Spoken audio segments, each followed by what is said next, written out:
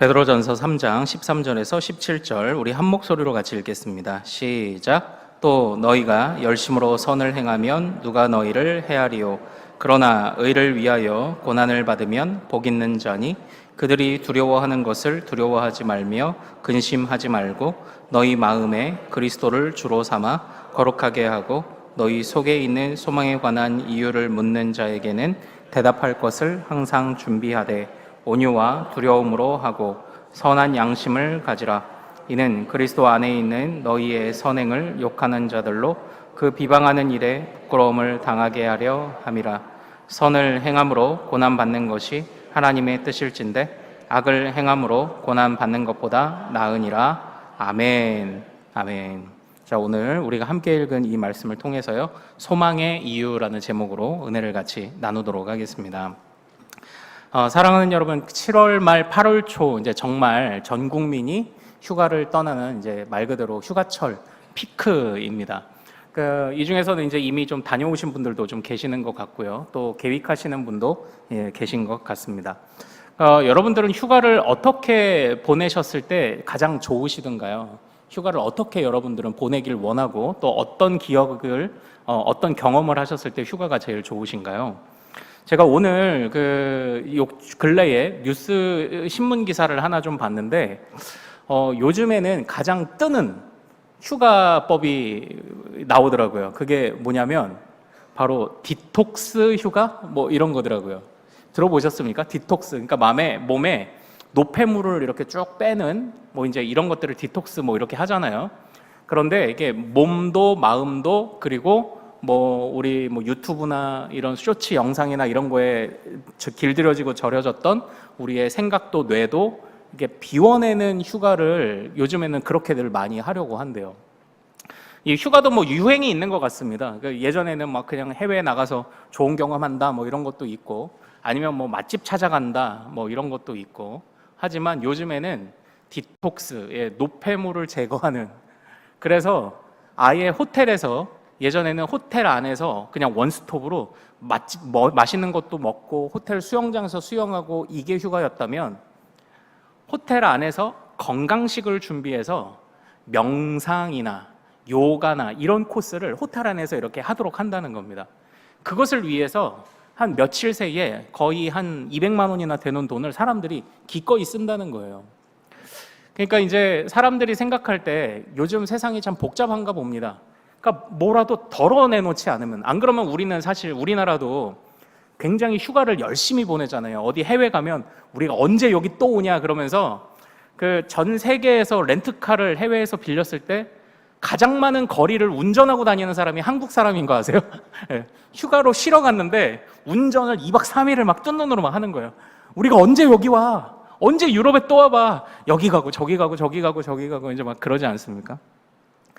휴가도 너무 열심히 살아요. 그러다 보니까 이제 이런 흐름들도 바뀌는 것 같습니다. 그러니까 사람들이 복잡한 것 같습니다. 그래서 어떻게 해서든지 휴가에 머리를 식혀야 되는데, 이제 그 방법을 찾지 못하는 중에 여기저기서 제시하는 방법들을 해보고 좋더라 하면 또 이제 유행이 되고 그러는 것 같아요. 저는 이제 이번 주 휴가라고 말씀을 드렸잖아요. 워낙 피크 때라 비싸기도 하고 그냥 사람도 많고 그래서 어디 멀리 가지는 않을 건데 맘먹고 있는 것들이 있긴 있습니다. 이제 좀 책을 몇 권 구매를 좀 하긴 했어요. 그래서 책도 좀 보고, 그리고 여러분들께 잠깐 말씀드렸지만 어떻게 보면 가장 기쁠 때가 언제냐, 일반적으로 독서를 지도하는 사람들이 말하는 가장 기쁠 때가 언제냐면 독서든 아니면 무슨 강연이든 내가 나 자신을 바로 깨달았을 때 그게 기쁘더라. 그래서 이제 책을 보면서 내 모습 한번 점검해보고, 아니면 어디 강연을 보면서 한번 점검해보고 내가 나를 제대로 깨달았다는 그 기쁨이 참 크다, 이런 얘기를 또 많이 하지 않습니까? 이제 그런 것도 좀 참고하고 있고, 그래서 제가 이제 책을 좀 몇 권 구매를 하기는 했습니다. 그런데 제가 요즘 조금 관심 있게 읽고 있는 책 중에 하나가 뭐냐면, 여러분들이 기회 되면 한번 읽어보십시오. 미국의 웨스트민스터 신학교에서 상담 또는 실천을 가르치시던 폴 트립이라는 교수님이 계세요. 저는 이제 신학교 때부터 이분의 책 시리즈를 웬만하면 거의 다 읽고 오고 있어요. 폴 트립, 또는 테드 트립, 이렇게 형제신데 이 폴 트립이라는 목사님이 지은 고난이라는 책을 제가 요즘 읽고 있어요. 그러니까 어떻게 보면 우리 빌립보서도 그렇고 이제 베드로전서도 그렇고 이게 고난, 이게 자칫하면 이 고난이 굉장히 조심스러운 얘기가 되고 자칫하면 그냥 수박 겉핥기 같은, 에이 고난은 변장된 축복이래, 그냥 이렇게 그냥 겉핥기 같은, 이렇게 별로 와닿지 않는 이제 그런 이야기가 될 것 같아서, 그래서 이 폴 트립 교수님의 이제 고난이라는 책을 읽고 있습니다. 이 교수님도요, 참 자기가 뜻하지 않게 어느 날 갑자기 입원을 하게 됐고, 하루면 되겠지 했던 것이 열흘 동안 검사를 하다가 신장의 65%가 망가졌다는 진단을 받았습니다. 그래서 이제는 조심하면서 그래도 뭐 살면 되겠구나 설명을 들었는데, 그러다가 며칠 안 돼서 수술을 하기 시작한 게 연속으로 6번을 수술을 하기 시작을 합니다. 이제 그런 일들을 난데없이 겪으면서, 그러니까 어느 날 고난이 나에게 찾아와 문을 두드렸다는 거예요. 그리고 이제는 갔으면 좋겠는데 안 가요, 고난이. 이제 그러한 상황들을 겪으면서 이제 쓰신 책이었습니다. 근데 이제 제가 서두에 휴가 얘기를 드렸잖아요. 그러니까 참 이 세상, 우리만 아니라 일반적으로 사는 사람들도 참 인생이 복잡한 것 같습니다. 그래서 어떻게 해서든지 나를 좀 비워내달라고, 이 복잡함을 좀 없애달라고 그렇게 애를 쓰고 돈을 들이고 하는 것 같습니다. 그런 점에서 사실 어떻게 보면 우리도 그렇고 이 책을 쓰신 이 폴 트립 교수님도 그렇고, 사실 복잡한 세상, 고난이라는 것은 모두가 사실은 겪는 일이고, 또한 피할 수 있는 사람이 없는 것이 아닌가라는 생각을 갖게 만듭니다. 그러나 뭐 나름대로 뭐 디톡스, 명상한다 해서 비워내는 사람들은 뭐 알아서 하겠죠. 근데 우리가 이제 그럼 어떻게 할 것이냐라는 숙제가 남지 않습니까? 그리스도 안에 있는 자들, 그리스도 밖에 있는 자들은 뭐 알아서 할 겁니다. 요가를 하든지 뭐 어떻게 하든지. 그런데 이제 그들도 나름 책을 읽고 어느 정도 뭐 나름 깨달음을 얻고 나를 발견했다 하지만요, 글쎄 이제 그들이 인정할지 모르지만 저는 항상 책을 읽으십시오, 강연을 듣고 깨닫는 것이 있게 하십시오, 나를 돌아보십시오, 뭐 좋은데 항상 나를 제대로 깨닫고 그 끝에 가보면 결국은 무기력한, 아무것도 할 수 없는 나를 발견하게 되더라는 거죠. 나를 발견하고 좋다, 그래 내 모습이 이랬구나 저랬구나 하고 하는데, 그 끝에는 그것에 관해서 내 마음 하나조차도 컨트롤하지 못하는 그냥 무기력한 나를 발견할 뿐이라는 겁니다. 그렇다면 우리 믿는 자들은 어떻게 해야 됩니까? 나를 발견하는 것에서 끝내서는 안 될 것입니다. 나를 발견했을 때 이 복잡한 세상 가운데 나를 찬찬히 돌아보는 가운데 무언가를 비워내려고 하지만, 그러나 비워내지 못하고 결국 무기력한 내가, 우리는 거기서 이제 차이가 있거든요. 거기서 우리는 하나님께 이 상황을 맡겨야 되지 않습니까? 하나님께 이 상황을 맡겨서 주님이 정말 우리를 건져주시고 주님이 정말 우리를 단단하게 해주시도록 구해야 하는 이제 그런 모습들을, 그런 숙제를 우리가 갖고 있지 않습니까? 그래서 이 폴 트립 교수님이 이 책을 쭉 이어오시면서요, 이렇게 쓰신 그런 말씀들이 있어요. 당신이 이미 천국에 이르렀다면 당신에게는 고난이 없을 것입니다. 이게 무슨 말이에요? 바꿔서 말하면 살아있는 동안은 고난도 있고 복잡한 일도 있을 수밖에 없다는 거예요. 고난이 없기를 바란다면 당신은 이미 이 세상 사람이 아닙니다. 고난이 없다면 당신은 이미 천국에 가 있는 사람일지도 모릅니다. 이런 표현을 이제 또 여러 그 곳에서 이제 그런 이야기들을 씁니다. 그러니까 참 산다는 것이 복잡합니다. 어떻게 디톡스를 해야 될지, 벗겨내야 될지도 모르겠고, 그리고 결국 그 끝에 발견하는 나의 무기력을 어떻게 해야 될지, 어떻게 하나님께 어떻게 해야 되느냐, 이게 참 고민인 것 같은데요. 그래서 아직 이 책을 다 읽지는 못했어요. 그러나 이제 찬찬히 읽어가면서 여러분들에게 좀 소개해 드릴 수 있는 내용도 있을 것이라고 생각을 하지만, 어쨌든 여러분들 기회 될 때 꼭 한번 읽어보십시오. 우선 이 책에서는요, 그 언급하고 있는 중요한 부분이 한 가지가 있습니다. 그것이 무엇이냐면 고난은 중립적이지 않다라고 언급합니다. 고난이 중립적이지 않다는 게 뭘까요? 고난이 중립적이지 않다? 그러니까 이런 거예요. 그 어떤 사람은요, 주사를 맞을 때 그냥 덤덤하게 맞아요. 근데 어떤 사람은 어른이라 할지라도 그냥 질겁을 합니다. 사람마다 그것을 대하는 자세나 태도나 그것에 느끼는 통증의 강도가 다 다르다는 겁니다. 고난도 그렇다는 거예요. 고난이 중립이라면 모두에게 똑같아요. 근데 또 어떤 분들에 따라 뭐 돈도 그렇죠. 어떤 분은 100만 원 받으면은 그냥 막 전부를 얻은 것처럼 하지만 재산이 많으신 분들은 100만 원 생기면 그냥 생겼구나 이렇게 생각하잖아요. 어떤 사람은 10,000원을 쓰는데도 벌벌벌 떨지만 어떤 사람들은 10만 원 툭툭 쓸 수 있는 거잖아요. 이것처럼 중립적이지 않다라는 것은 사람마다 다르다는 것을 의미합니다. 이 폴 트릭 교수님이 그 책을 쓰면서 제일 언급한 첫 번째가 그거예요. 고난은 중립적이지 않습니다. 그럼 결국 무슨 얘기입니까? 여러 가지의 영향을 받는다는 거예요. 어떤 영향이요? 마음의 영향을 받아요. 첫째로는 마음의 영향을 받습니다. 이 고난이 진공 상태에서 오지 않고 우리의 경험 또는 내가 무엇을 기대했는지 또 무엇을 전제하고 있는지 내 인생의 관점이 어딘지 또 내가 여태까지 어떤 소원을 가지고 있었는지 뭐 등등의 영향을 받는다는 거예요. 그래서 뭐 만약에 내가 진짜 큰 일을 앞두고 막 정신없이 달려왔는데 갑자기 뜻하지 않은 고난이 찾아와 그 일을 망쳤다. 그러면 그 사람에게는 이 고난의 강도가 다른 사람들에 비해서는 아마 더 크겠죠. 확 찾아온 그 고난 때문에 내 인생 전부를 잃어버린 것처럼 그러게 되겠죠. 아니면은 그냥 이뤄도 그만 안 이뤄도 그만인 것 같은 이런 상황들에서 마주친 고난은 어떻게 보면 좀 수월하게 넘어갈 수 있는 그런 것이 되기도 할 겁니다. 뿐만 아니라 이 목사님이 하루에도 막 서너 시간씩 자전거를 타고 그리고 건강을 자신하던 분인데요.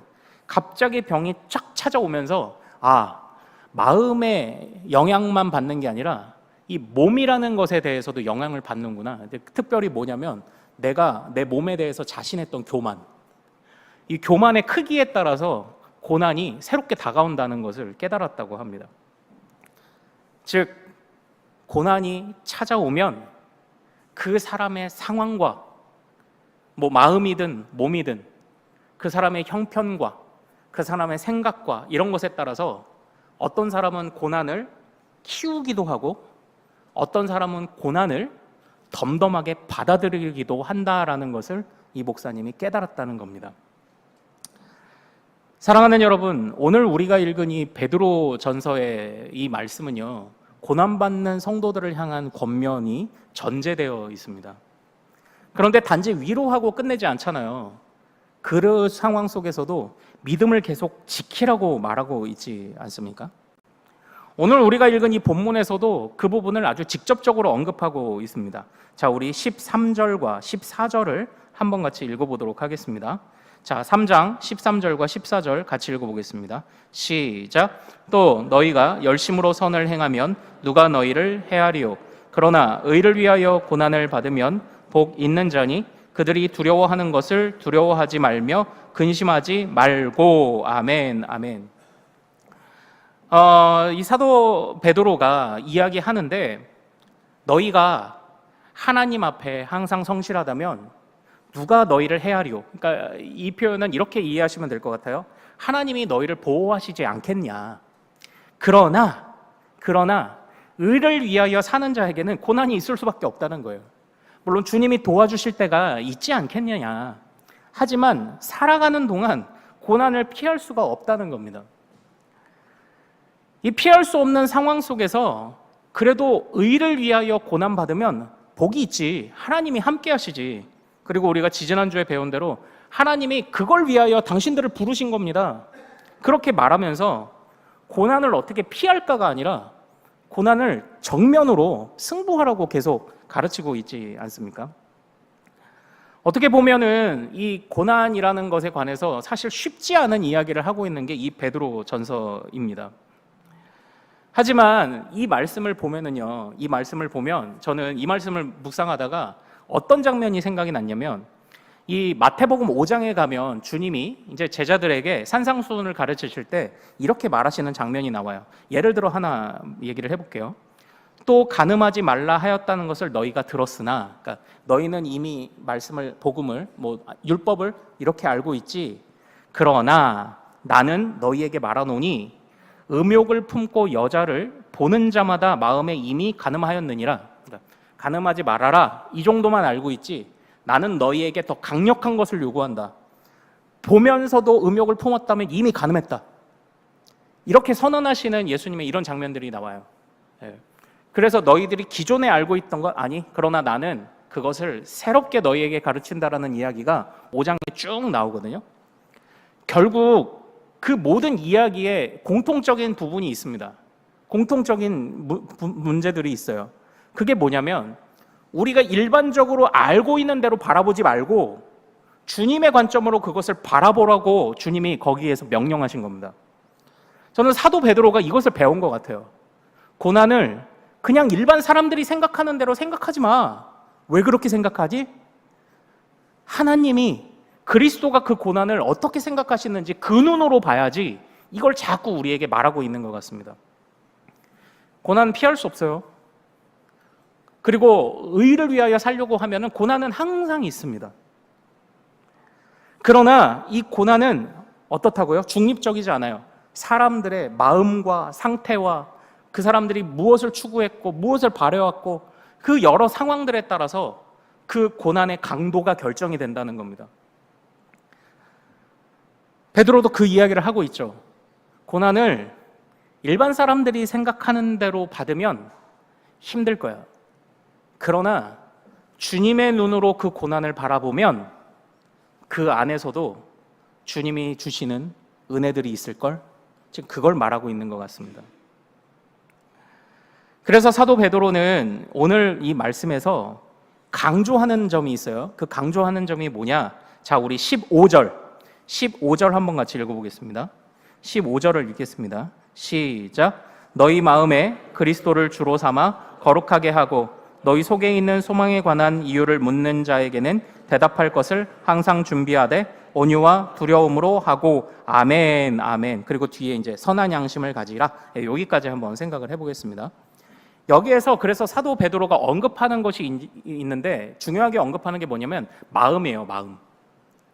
그러니까 이렇게 표현해 보겠습니다. 고난이 왔는데 지금 당신의 마음은 그 고난에게 어떤 방식으로 먹이를 주고 있습니까를 물어보는 거예요.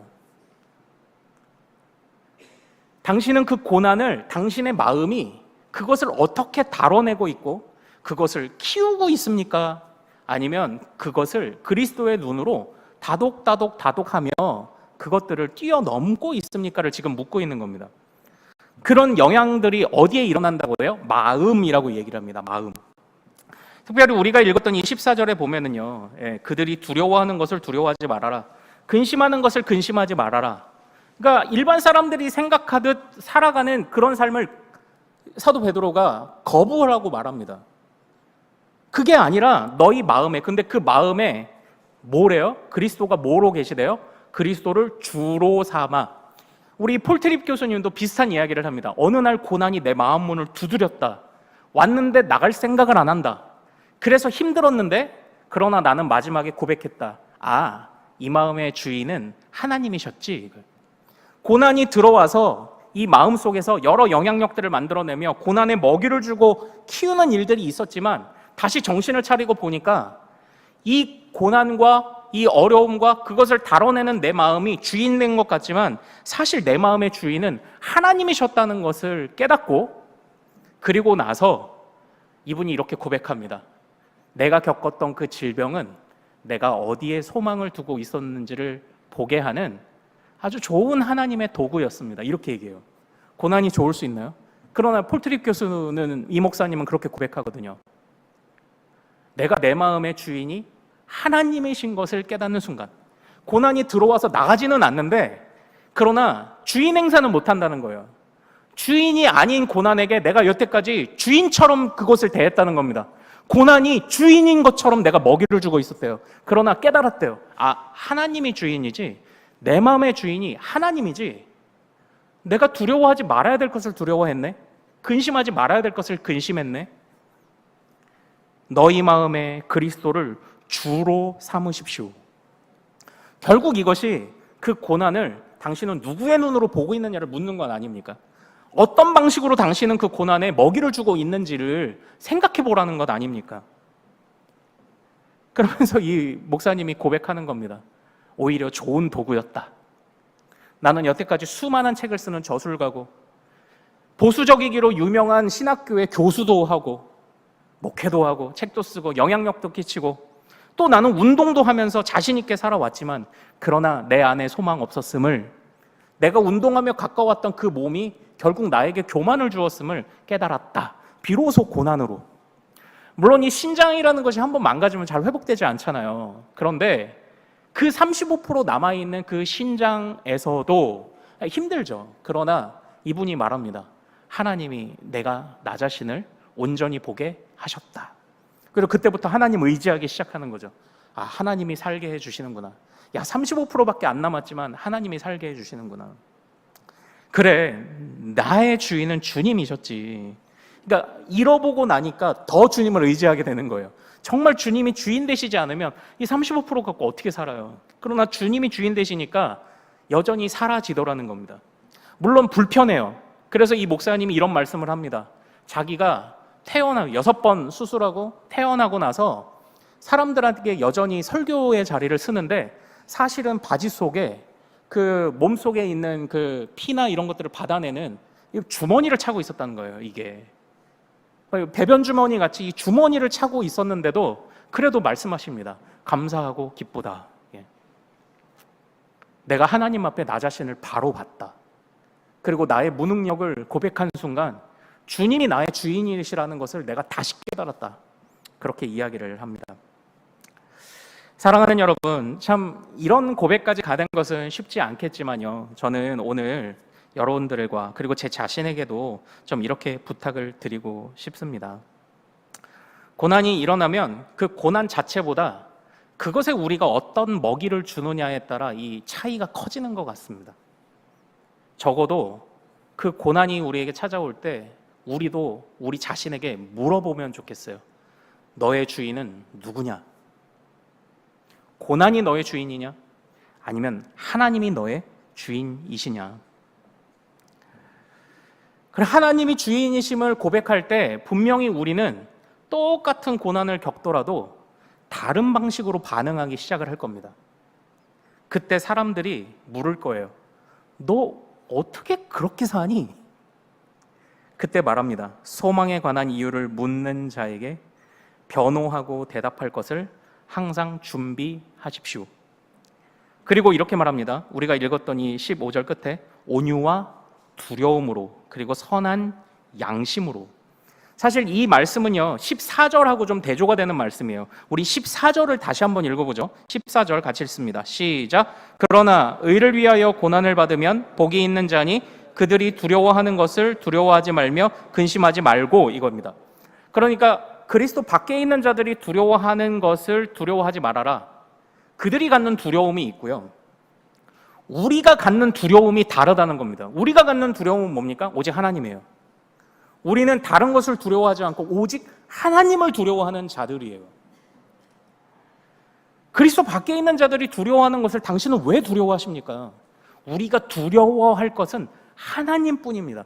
그런데 이게 이론이잖아요. 그런데 이 폴트립 교수님 목사님이 아파보고 고난을 겪고 나니까 그게 이론이 아니라 현실이더라는 거예요. 주님을 두려워하며 주님을 경외했더니 다른 두려움이 사라지더라. 근데 이것을 언제 깨달았다고요? 신장의 65%가 기능을 상실했을 때 비로소 깨달았다는 겁니다. 그런데 내가 죽기 전에 100%를 다 잃기 전에 깨닫게 하신 그 주님이 그래도 감사하다는 고백을 그 책에 담아 놓으셨더라고요. 사랑하는 여러분, 그래서 우리도 그 질문을, 그 마음을 가집시다. 당신의 주인은 누구입니까? 고난이 당신의 주인입니까? 아니면 주님이 당신의 주인이십니까? 당신은 어디에 소망을 두고 있었습니까? 고난으로 인해서 상실한 것에 소망을 두고 있었습니까? 그렇다면 당신은 고난으로 인한 절망에 먹이를 아마 많이 주게 될 겁니다. 그러나 하나님이 소망이시라고 했다면 무언가 내가 상실한 것들이 있지만 그러나 당신은 흔들리지 않을 겁니다. 우리가 이 말씀을 기억하며 우리도 이렇게 주님에게, 주님이 주인이시오, 나는 주님만을 두려워합니다라는 믿음의 고백을 통해서 고난을 피할 수 없는 삶이지만 그러나 그 안에서도 좀 남다른 눈을 갖는, 소망을 쏟아버리고 잃어버리는 자가 아니라 정말 소망을 갖는 그런 우리가 될 수 있도록 베드로의 권면이 우리에게도, 우리의 삶에도 그대로 나타날 수 있기를 소망합니다. 자, 우리 찬양하고 기도하죠. 그래도 우린 신뢰합시다. 주인이신 주님께서 선한 능력으로 돌보실 줄 믿습니다. 자, 우리 같이 이 찬양 가사를 묵상하며 고백하죠. 선한 힘에 고요히 감사여 놀라운 평화를 누리며, 그 선한 힘에 고요히 감사여 그 놀라운 평화를 누리며, 나 그대들과 함께 걸어가네.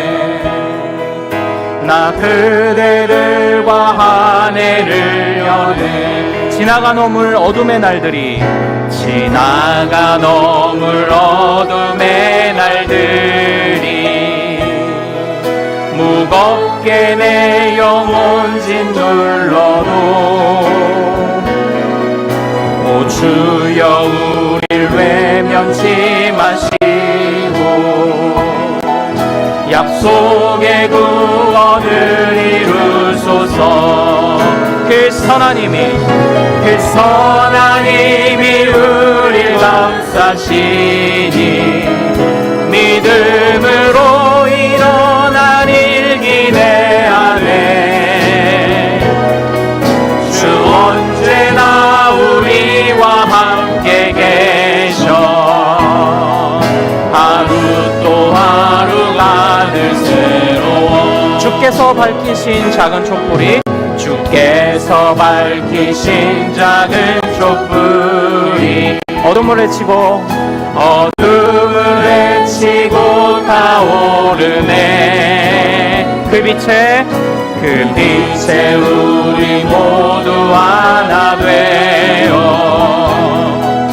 온 누리에 비추게. 자, 4절. 이 고요함이 깊이 번져갈 때, 이 고요함이 깊이 번져갈 때, 저 가슴 벅찬 노래 들리네. 다시 하나가 되게 이끌소서. 당신의 빛이 빛나는 이 밤, 그 선한 힘이 우릴 감싸시니 믿음으로 일어날 일기 내 안에, 주 언제나 우리와 함께 계셔. 하루 또 하루 그 선한 힘이 우리를 감싸시니, 그 선한 힘이 우릴 감싸시니 믿음으로 일어날 일기 내 안에, 주 언제나 우리와 함께 계셔. 하루 또 하루가 늘 새로워. 사랑하는 여러분, 우리 이 시간 기도하기를 원합니다. 우리는 어려운 순간에 물어야 합니다. 누가 나의 주인인가? 내가 지금 두려워하는 것은 무엇인가? 다른 것들인가? 내가 잃어버린 것인가? 아니면 하나님이신가? 우리가 나의 주인이 하나님이심을, 나의 소망은 하나님이심을, 나는 주님만을 두려워함을 고백할 때 우리는 더 이상 고난에 먹이를 주지 않게 될 줄로 믿습니다. 그리고 그것을 통해서 일하시고자 하는 하나님의 뜻을 그때부터 비로소 보게 될 줄로 믿습니다. 하나님, 내 마음을 내가 무엇에 소망을 두고 무엇을 의지하며 살아왔는지 보게 하셨군요. 물론 다른 사람들도 나처럼 여러 가지 상황 속에 자신을 성찰할 수 있지만, 그러나 그들이 그 끝에 자신의 무기력함을 보고 끝나지만, 우리는 나의 무기력함을 보았음에도 주님을 의지하고 주님을 사랑하며 주님을 생각하고 주님을 따라가는 가운데 오히려 넘어지고 끝나는 것이 아니라, 주저앉고 끝나는 것이 아니라, 고난 중에도 다시 새로운 소망을 주시는 주님을 경험하게 될 줄로 믿습니다. 자, 우리 이 마음으로 주여 내가 오직 주님 의지하여 고난에 먹이 주지 않게 하옵소서. 자, 주여 이름 크게 한번 부르고 같이 기도합니다. 주여!